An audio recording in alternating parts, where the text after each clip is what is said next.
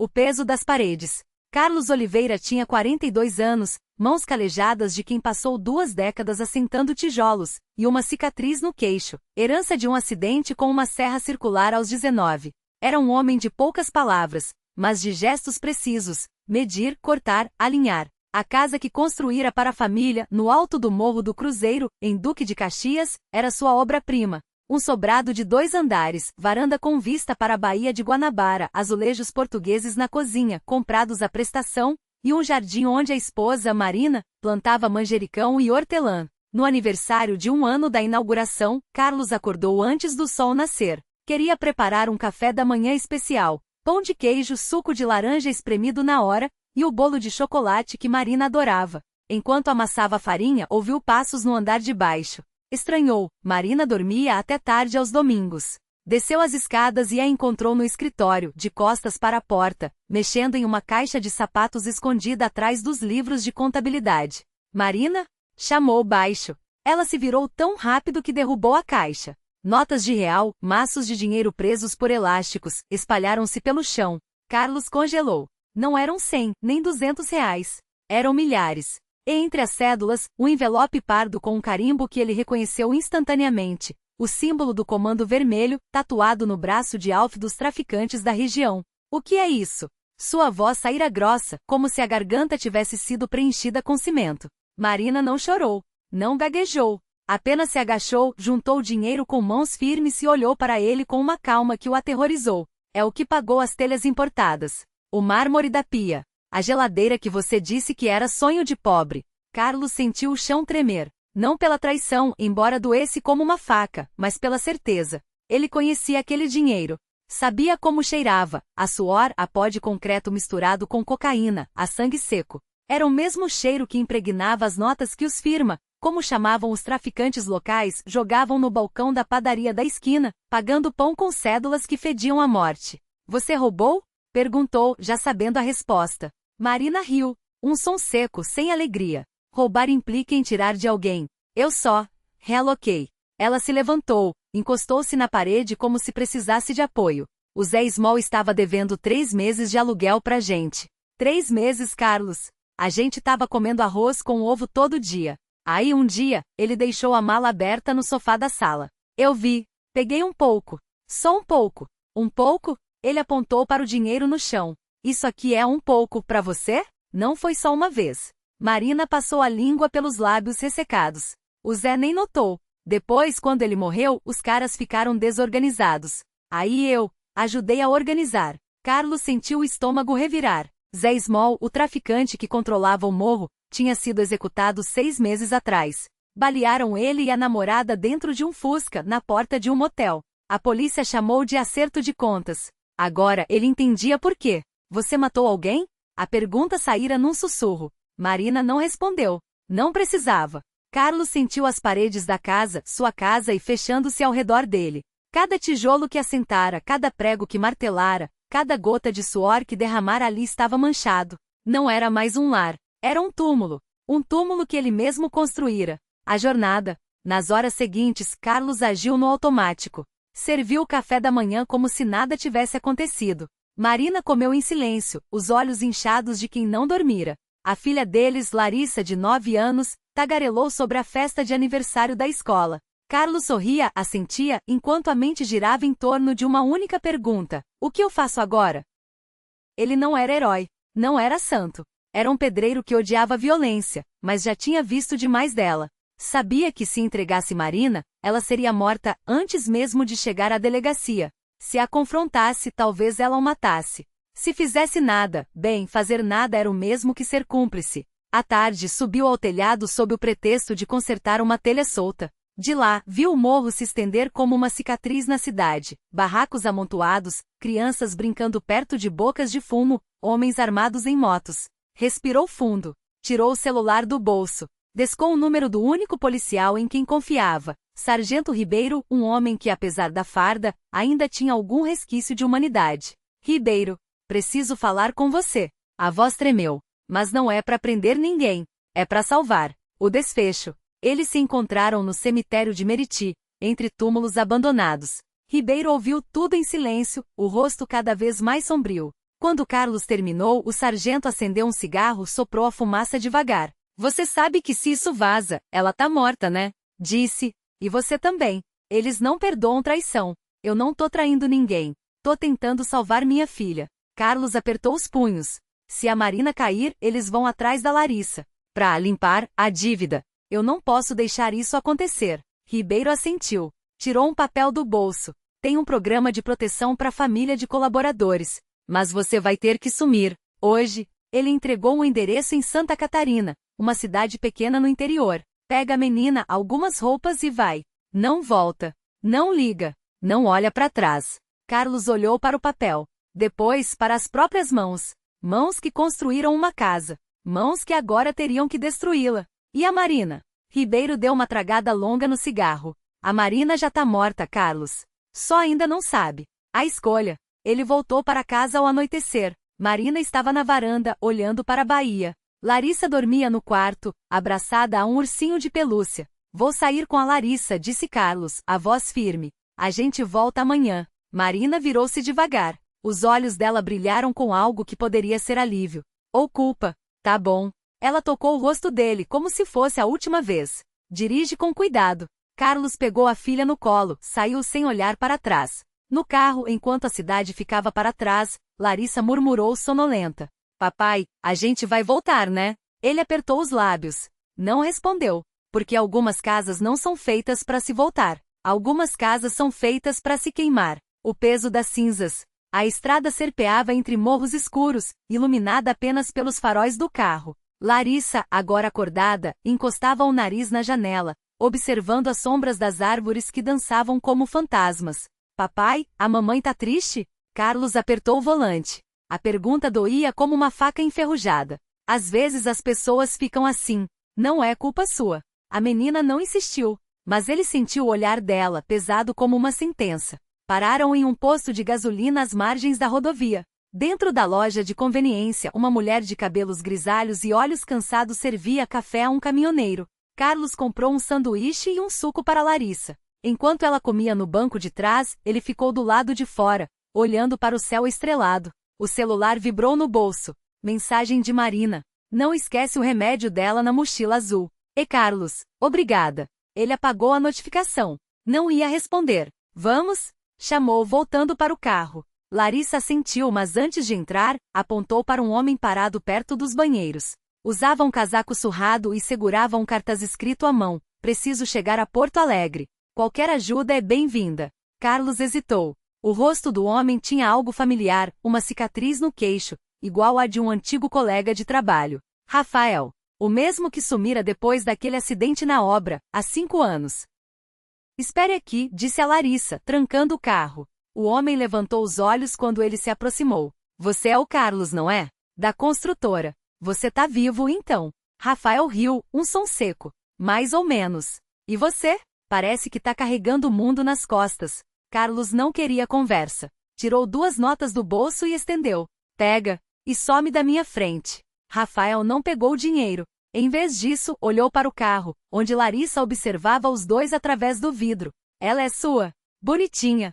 Quantos anos? 6. Idade difícil. Minha filha tinha 7 quando. Ele engoliu em seco. Quando eu perdi tudo. Carlos sentiu um nó na garganta. O que você quer, Rafael? Nada. Só lembrar que a gente sempre acha que tem tempo. Até não ter mais. O vento soprou forte, levando folhas secas entre eles. Carlos olhou para trás. Larissa acenava, sorrindo. Vamos, papai. Ele virou as costas para Rafael e voltou ao carro. Mas enquanto ligava o motor, a voz do homem ecoou. Corre, Carlos. Antes que seja tarde. A próxima parada foi um motel à beira da estrada. Larissa dormiu assim que encostou a cabeça no travesseiro. Carlos ficou sentado na cadeira do quarto, olhando para a filha, pensando em como explicar que algumas coisas não têm conserto. O celular vibrou de novo. Dessa vez era uma chamada. Número desconhecido. Alô? Silêncio. Depois, uma respiração pesada. Você não deveria ter levado ela. A voz era masculina, rouca. Não era Rafael. Quem é você? Apenas um cara que sabe o que você fez. E o que ainda vai fazer? Carlos gelou. Do que você tá falando? Da Marina. Daquilo que você enterrou no quintal. O telefone caiu de sua mão. Larissa se mexeu na cama, murmurando algo no sono.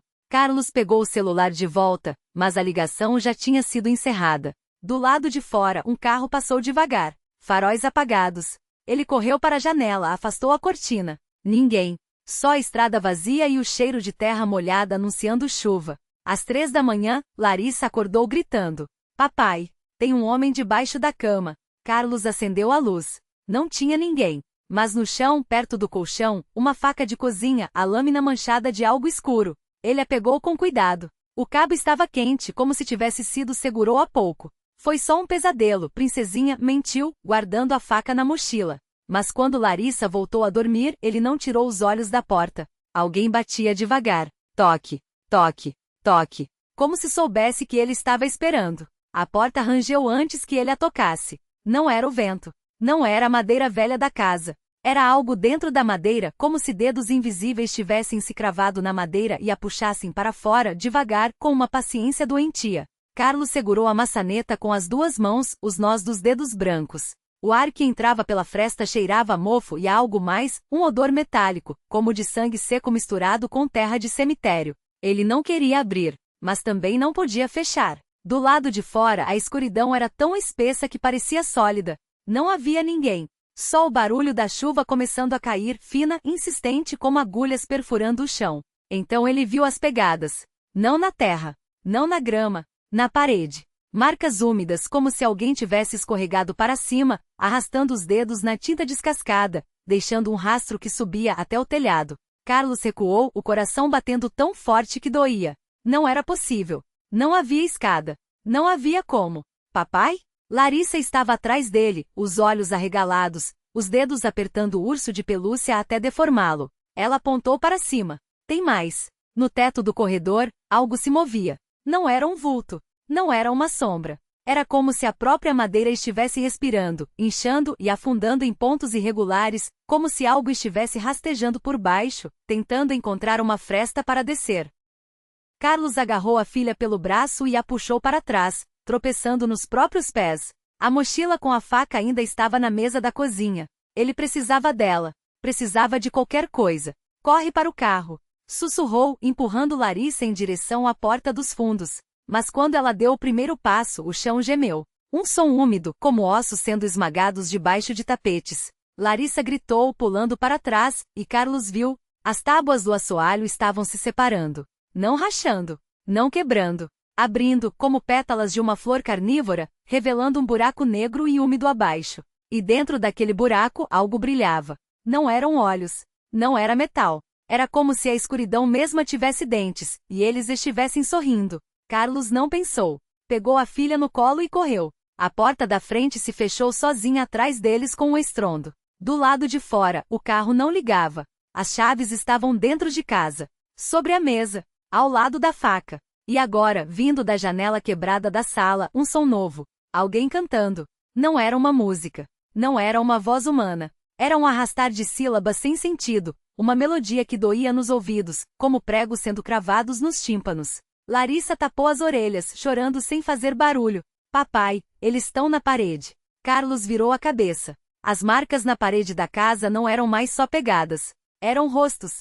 Dezenas deles pressionados contra a tinta, como se algo tivesse enfiado pessoas vivas dentro das paredes e agora elas tentassem sair. Os olhos eram buracos negros.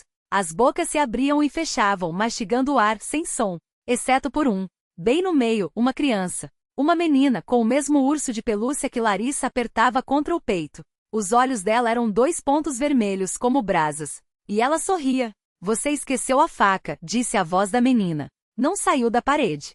Saiu de dentro da cabeça de Carlos. Ele sentiu o gosto de ferro na boca.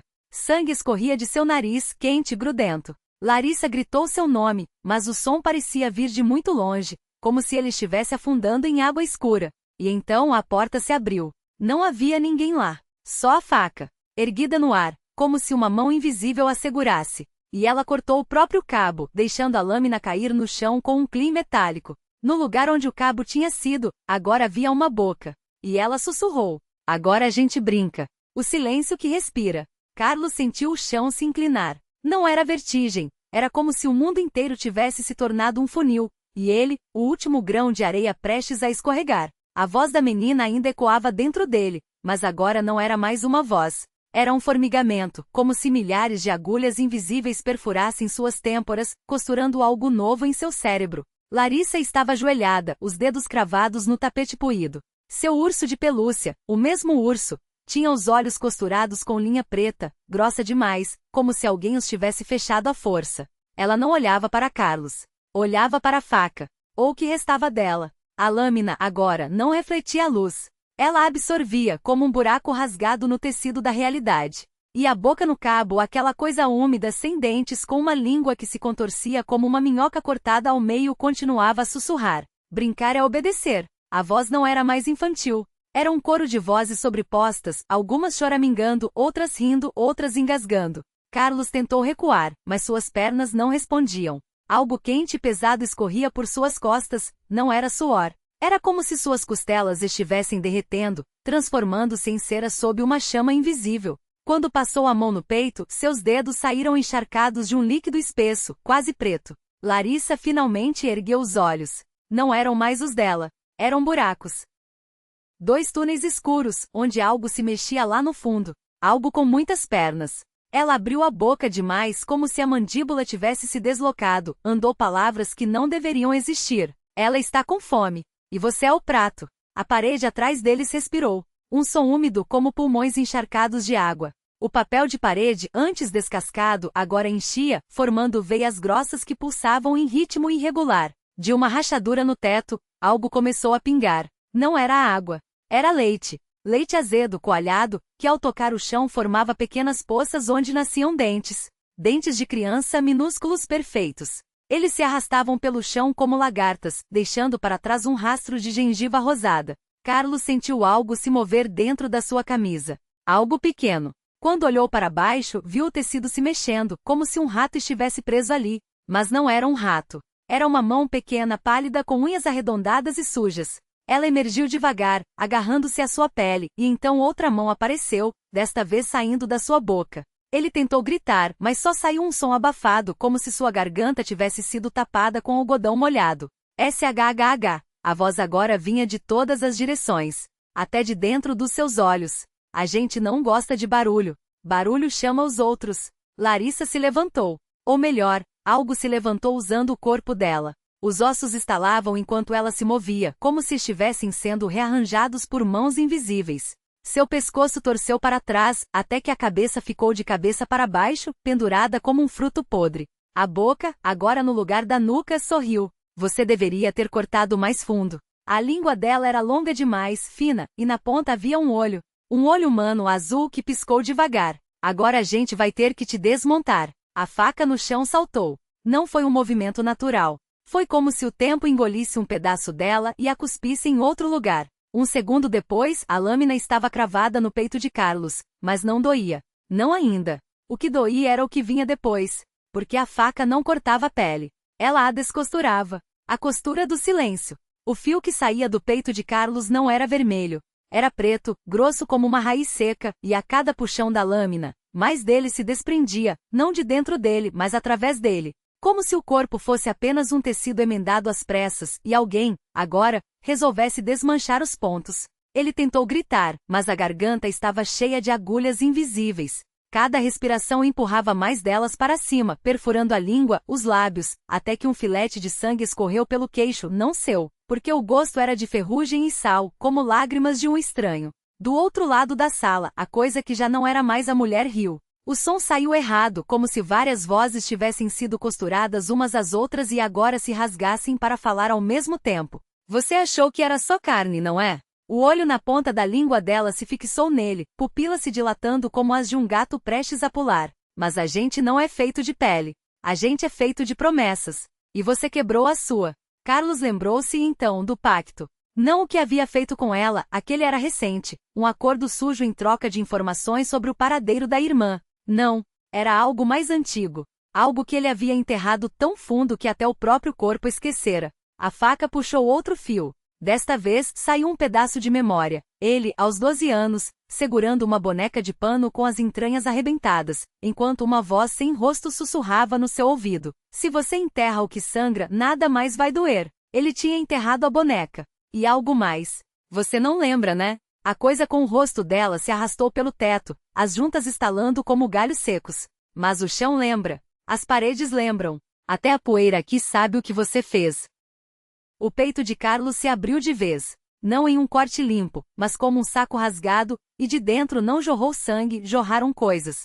Pequenas, retorcidas, feitas de ossos de pássaro e fios de cabelo. Elas caíram no chão e começaram a se mexer, arrastando-se em direção às suas mãos, como se quisessem voltarem para dentro. Elas são suas, disse a coisa, agora com a voz de uma criança. Você as fez. Você as alimentou. Todo mundo que você deixou para trás, todo medo que enterrou, toda mentira que engoliu, elas viraram isso. E agora tá na hora de recolher. Uma das criaturinhas subiu pela sua perna, afundando unhas minúsculas na carne. Não doía. Pior, coçava. Como se fosse um pedaço dele mesmo tentando voltar ao lugar. Carlos olhou para as próprias mãos. Os dedos estavam se desfiando, os tendões se soltando como cordas podres. Ele entendeu então que não ia morrer, ia ser desfeito. E o pior não era a dor. Era saber que no fim, não sobraria nem poeira para provar que ele havia existido. O último fio. Carlos não gritou quando a primeira criaturinha entrou pela sua boca. Não havia ar nos pulmões, só um vazio úmido, como se seu corpo já fosse um túmulo aberto. As outras subiram em enxame não para devorá-lo, mas para desatá-lo. Os dedos se esfarelaram em fios escuros, a pele se descolou em tiras que se contorciam como serpentes cegas. Ele viu, por um segundo, o próprio rosto se desmanchando no espelho quebrado ao lado, não em sangue, mas em linhas pretas como tinta diluída na água. E então, no meio daquele desmonte, algo piscou dentro dele. Não era memória. Não era dor. Era uma lembrança do futuro, um vislumbre de si mesmo, inteiro, sentindo o sol no rosto em uma manhã que nunca viveria. Uma versão sua que havia escolhido não enterrar os medos, não engolir as mentiras, não deixar ninguém para trás. Aquela versão sorria leve, enquanto seguria a mão de alguém que ele nunca teve coragem de amar. As criaturinhas pararam. Uma voz agora sem forma, só um sussurro entre os dentes que caíam, disse: Você pode guardar uma. Carlos olhou para a palma da mão direita, a única parte ainda intacta. Lá, encolhida como um caramujo, estava a menor das criaturas, tremendo. Não por medo, mas por esperança. Ele a segurou. O resto dele se desfez em segundos, virando nada. Não poeira. Não eco. Só um silêncio tão profundo que doía nos ossos do mundo. Mas na mão que restou e agora flutuando no vazio como uma folha solta, a criaturinha se ajeitou. E quando Carlos, ou o que sobrara dele, olhou para baixo, viu que ela não era mais um monstro. Era uma criança. E a criança sorriu com os olhos dele.